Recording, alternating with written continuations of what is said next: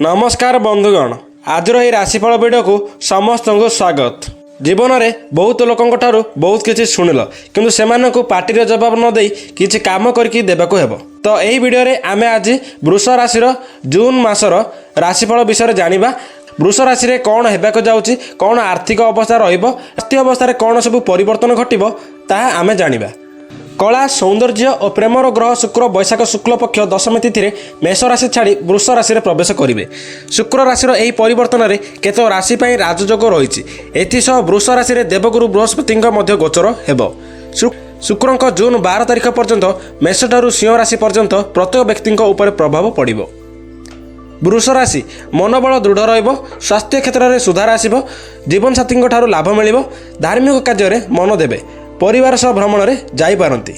गठन होगाक त्रिग्राही जोग वृष राशि लोकों भाग्य में बड़ परिवर्तन आणिबो।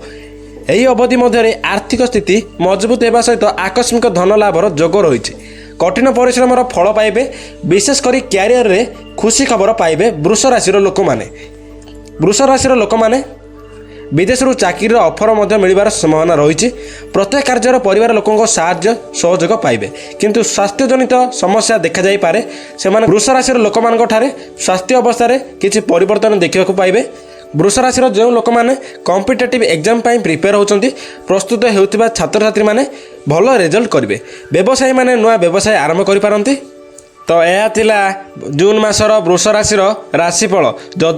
जदि वीडियो टिके भी भल लगी ताले वीडियो को लाइक करी आम चैनल को सब्सक्राइब करंतु एवं पाखर घंटी चिन्ह को दबाई ऑल रे सेट कर दिंतु। जय श्री राम।